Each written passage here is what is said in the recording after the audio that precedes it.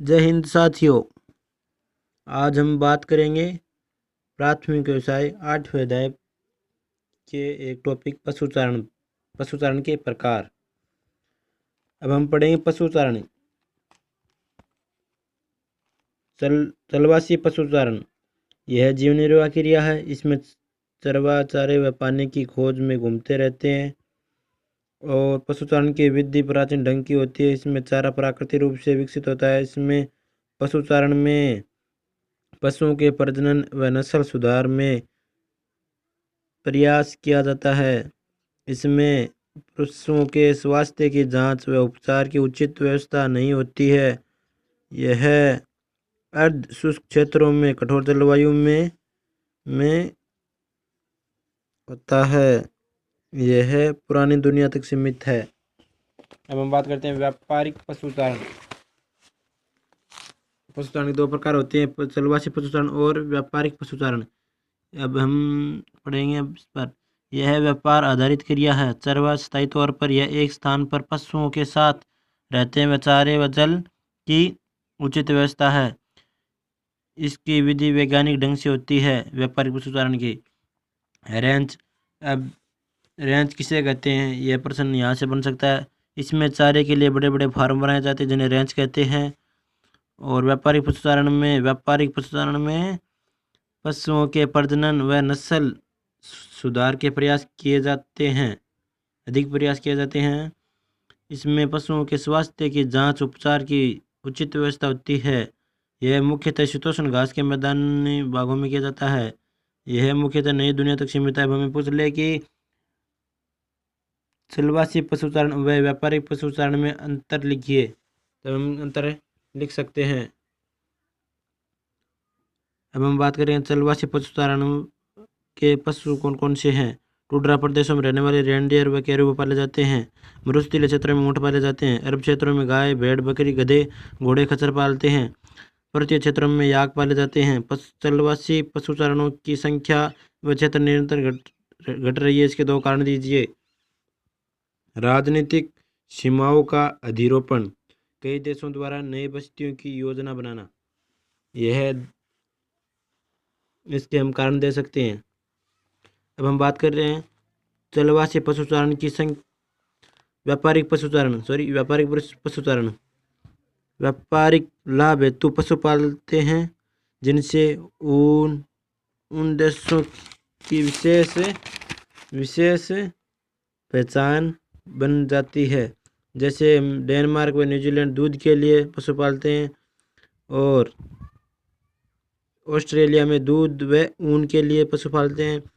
और इसके बाद हम बात करते हैं यूएसए, संयुक्त राज्य अमेरिका, दूध व मांस के लिए पाले जाते हैं। विश्व में New Zealand, Austria, Argentina, Norway, Uruguay, USA, Denmark, Sweden और हॉलैंड में पशुचारण किया जाता है। अब हम बात करते हैं कृषि। पांचवें टॉपिक कौन सा है, कृषि। कृषि बात करेंगे, महत्वपूर्ण पॉइंट है ये। सर्वाधिक प्रचलित प्राथमिक व्यवसाय है। कृषि ने मानव को स्थायी आवास की सुविधा दी और विकासशील देशों का कृषि प्रमुख व्यवसाय है। अब हम बात करते हैं कृषि की प्रमुख प्रणालियाँ। प्राकृतिक दशा, जलवायु, मिट्टी में भिन्नता के आधार पर कृषि की प्रमुख प्रणालियाँ हैं। दो प्रणाली कौन सी, निर्वहन कृषि और आधुनिक कृषि। निर्वहन कृषि, अब हम देखते हैं आदिम निर्वाह कृषि और गहन कृषि दो भागों में बटी हुई है। अब आदिम निर्वाह कृषि पर बात करते हैं हम। ये कृषि उष्ण व अर्धकटिबंधीय क्षेत्रों में की जाती है। दक्षिण अमेरिका में अमेजन नदी पर होती है। अफ्रीका महाद्वीप में कांगो बेसिन नदी पर होती है। दक्षिण पूर्वी एशिया पर होती है। और अब हम बात करते हैं गहन कृषि। गहन कृषि में क्या, चावल प्रधान कृषि है और गेहूं प्रधान कृषि है। और पूर्वी एशिया कृषि कितने भागों में बटी, दक्षिण पूर्वी एशिया की दो भागों में बटी है, स्थायी कृषि और स्थानांतरण कृषि। स्थानांतरण कृषि कहाँ पर की जाती है, दक्षिणी अमेरिका के दक्षिणी पूर्वी भागों में। और स्थायी कृषि कहाँ की जाती है, दक्षिण अमेरिका के दक्षिणी पूर्वी मैदानी भागों में की जाती है। अब हम बात करते हैं कौन सी, आधुनिक कृषि। आधुनिक कृषि विशेष प्रकार है। इसमें विस्तृत वाणिज्य, अनाज कृषि और बागायती कृषि, मिश्रित कृषि, ट्रक कृषि, फलोद्यान कृषि, ये आधुनिक कृषि के भाग हैं सभी।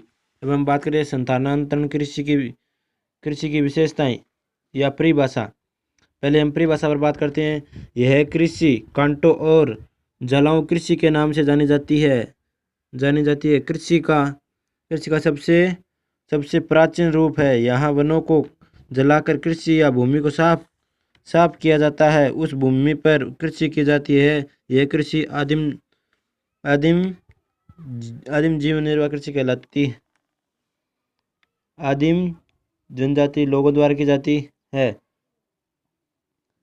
विशेषताएं, अब हमें कह दें कि स्थानांतरण कृषि की विशेषता लिखिए, तब हम क्या लिखें? वनों को साफ करके भूमि को कृषि योग्य बनाया जाता है।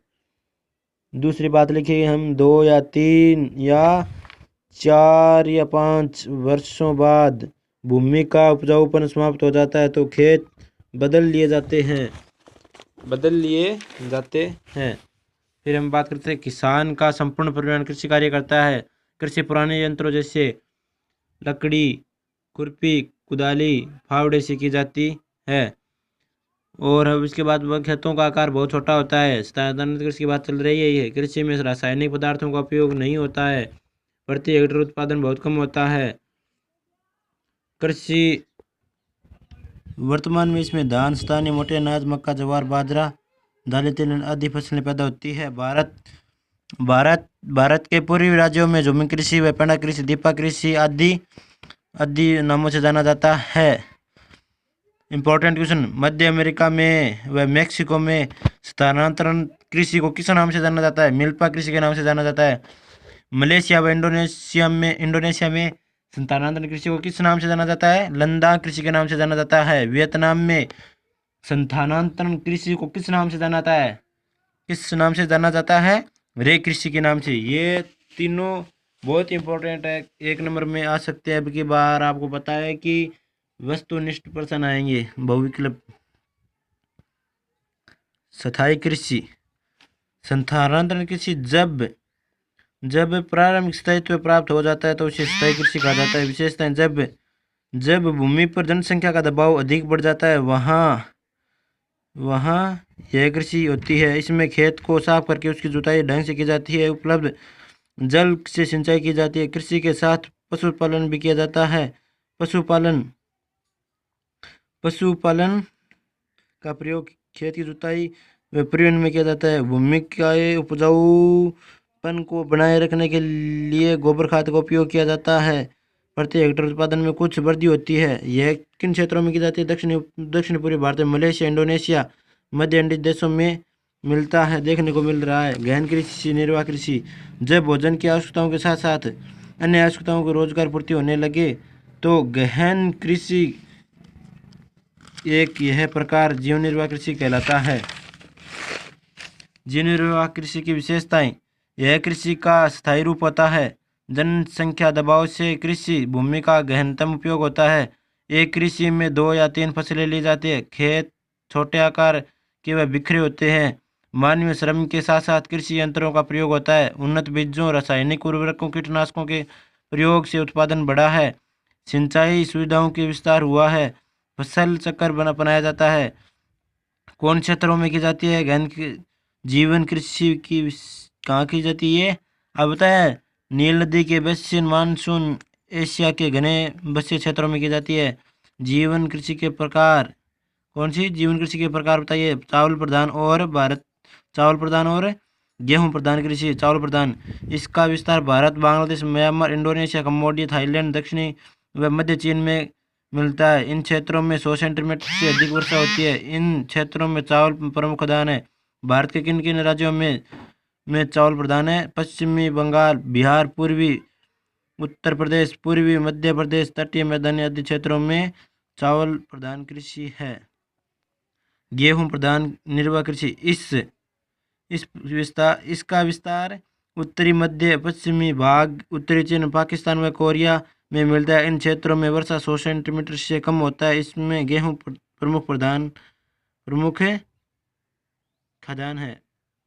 भारत के किन किन राज्यों में होती है गेहूँ? आपको पता है? पंजाब, हरियाणा, पश्चिमी यूपी व पश्चिमी एमपी, मध्य प्रदेश, यूपी, उत्तर प्रदेश, राजस्थान। प्रायद्वीपीय पठार के पश्चिम भागों में की जाती है। विस्तृत वाणिज्य के अनाज कृषि व्यापारिक, इसमें कृषि व्यापारिक दृष्टि से की जाती है। इस ऐसी कृषि को भूजोतों पर की जाती है। इनका क्षेत्रफल 240 से 1600 हेक्टेयर तक होता है। कृषि के सभी कार्य यंत्रों और मशीनों से होता है। ऐसी कृषि की मुख्य फसलें गेहूँ होती है, जो जो जई, राई, तिलहन फसलें बोते हैं। अनाज को सुरक्षित रखने के लिए बड़े गोदाम बनाए जाते हैं प्रति हेक्टेयर उत्पादन में, लेकिन प्रति व्यक्ति उत्पादन अधिक होता है। ये कहाँ पर की कौन से क्षेत्रों में की जाती है? विस्तृत वाणिज्य कृषि अनाज कृषि कहाँ की जाती है? शीतोष्ण कटिबंधीय घास के मैदानों में यह कृषि की जाती है। ऐसी कृषि सभी विकसित देशों में होती है। बढ़ती जनसंख्या वृद्धि के कारण ऐसी कृषि का क्षेत्र लगातार घटता जा रहा है। अब आती है बागायती कृषि। इसको हम कल पढ़ेंगे। और आज हमने जितने भी पढ़े हैं उनके आप नोट्स बना लीजिए।